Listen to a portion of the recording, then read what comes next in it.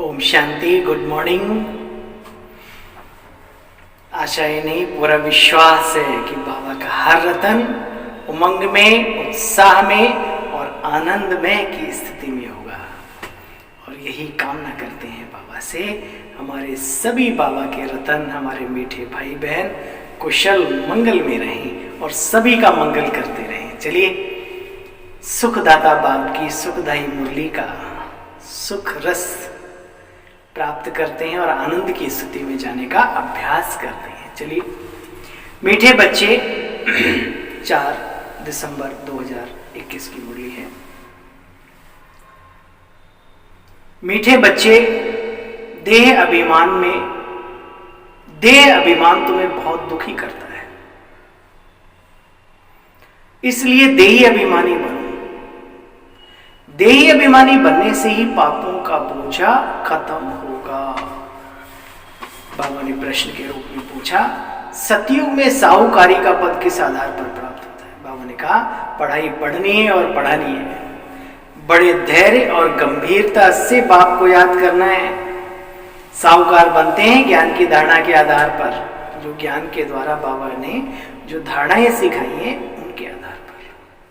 गीत धीरज धर मनवा धीरज धर, तेरे सुख के भरे दिन आएंगे। तकदीर का सूरज निकलेगा, गम के बादल। अच्छा भाई, ओम शांति। यह किसने कहा? बाप ने कहा बच्चों को, बच्चे हे मीठे बच्चे धीरज धरो। सारी दुनिया को नहीं कहा। बल बच्चे तो बाप के सभी हैं, परंतु सभी थोड़ी सामने बैठे हैं, पुरुषार्थ थोड़ी कर रहे हैं सभी। मनुष्य को दुखी करता है बच्चे देह अभिमान, पीछे फिर और विकार हैं।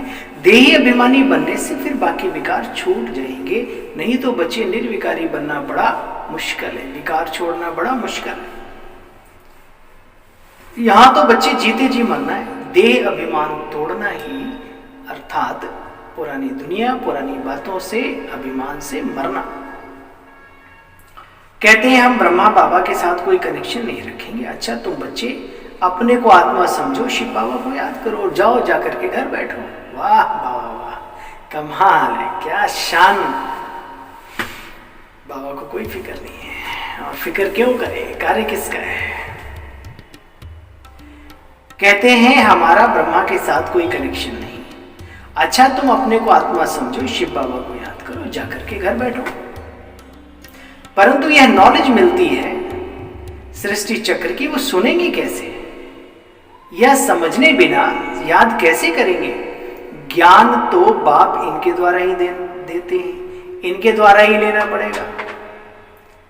फिर कभी ज्ञान मिल भी ना सके संगम के अलावा, फिर तो मिलेगा नहीं। रोज नई नई बातें बाबा के द्वारा मिलती हैं। बिना ब्रह्मा और ब्रह्मा कुमारियों के कैसे समझ सकेंगे बच्चे? तो यह भी सीखना पड़ेगा, अपनी बुद्धि चाहिए। घर में ही पूजा हो जाए तो मंदिर बनाने की जरूरत नहीं होती। घर में ही बैठ के शिव बाबा को याद करके राजा बन जाते तो इतने बड़े बड़े सेंटर, इतनी टीचर्स दीदियां हैं, इतने निमित्त सेवाधारी, सेवारत जीवन अर्पित करने वाली महान दिव्य आत्माओं की क्या जरूरत पड़ती? अरे उनके त्याग को देखो, तपस्या को देखो, समर्पण भाव सेवाओं के प्रति, उन चीजों को देखो। और जब तक उस माहौल में नहीं आएंगे तब तक परिवर्तन नहीं। बाबा ने खुद कहा, बिना ब्रह्मा और ब्रह्मा कुमारियों के कैसे समझ सकेंगे बच्चे? तो ज्ञान में ये सब सीखना पड़ेगा। मुरली का आधार जरूर लेना है जीवन में।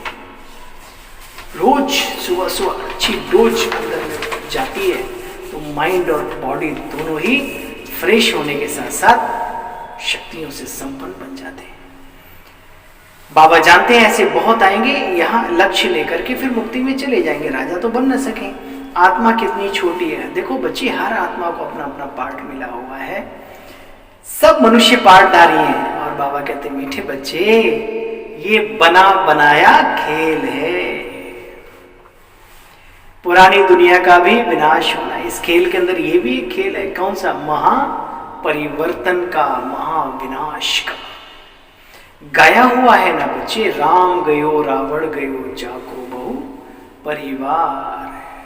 किंग क्वीन साधु संत सभी के शरीर मिट्टी हैं और मिट्टी में मिल जाएंगे।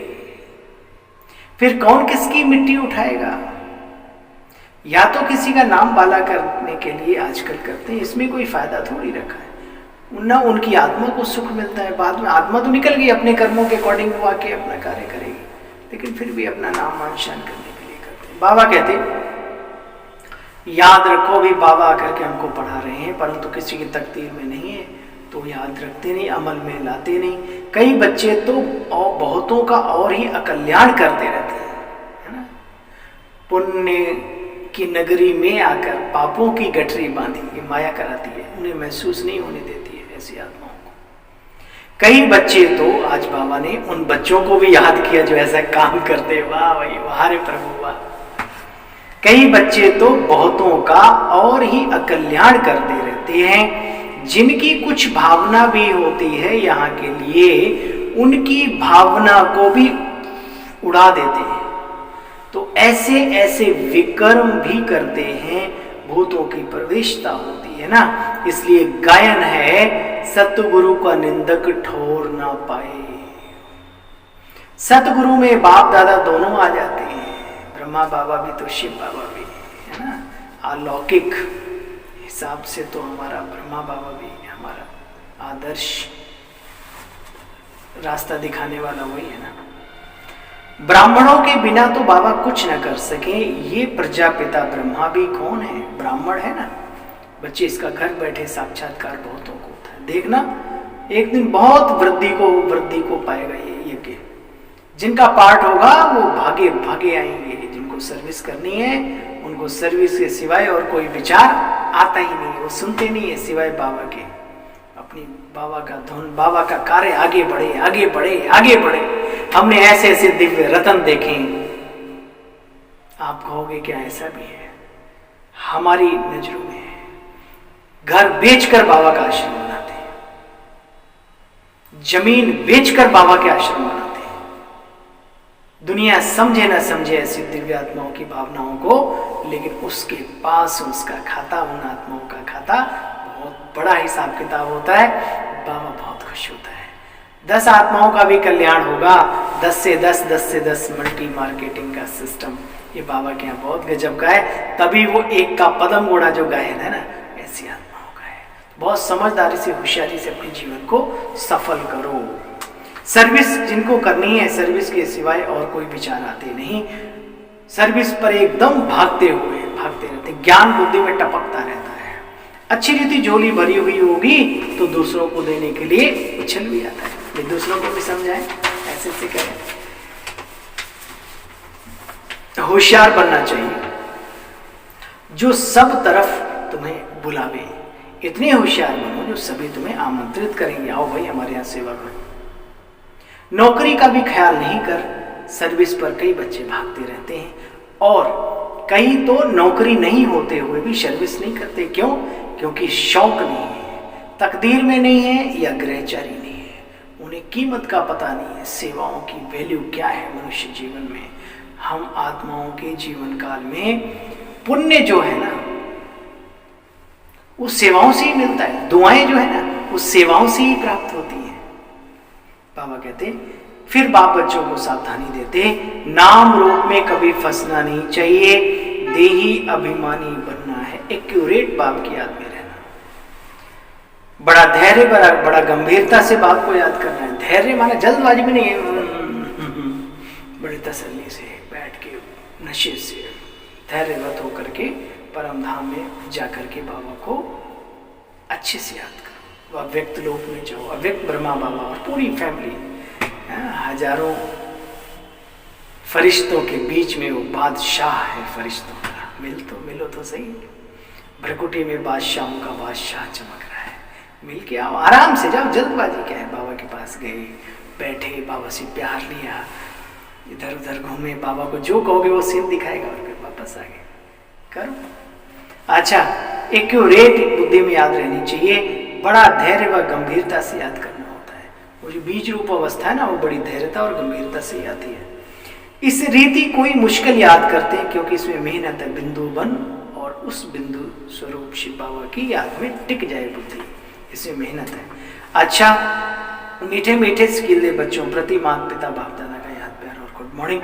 रूहानी बाप की रूहानी बच्चों को नमस्ते बाबा, नमस्ते, शुक्रिया मीठे बाबा।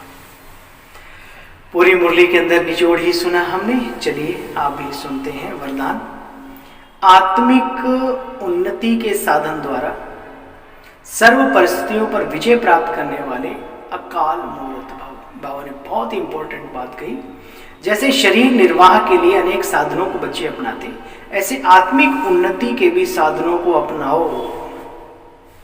इसके लिए सदा अकाल मूर्त स्थिति में स्थित होने का अभ्यास करो।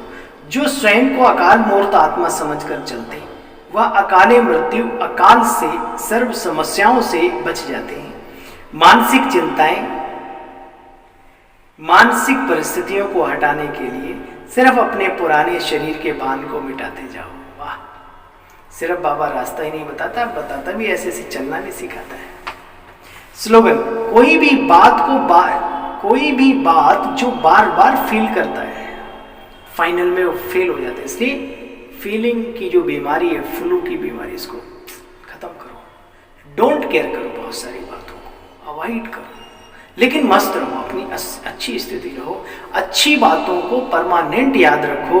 और जो जिससे मन की अवस्था डाउन होती हो, किसी के प्रति नफरत की भावना पैदा होती हो, ऐसी बातों को लाइफ टाइम के लिए डिलीट मार दो अपने सिस्टम से।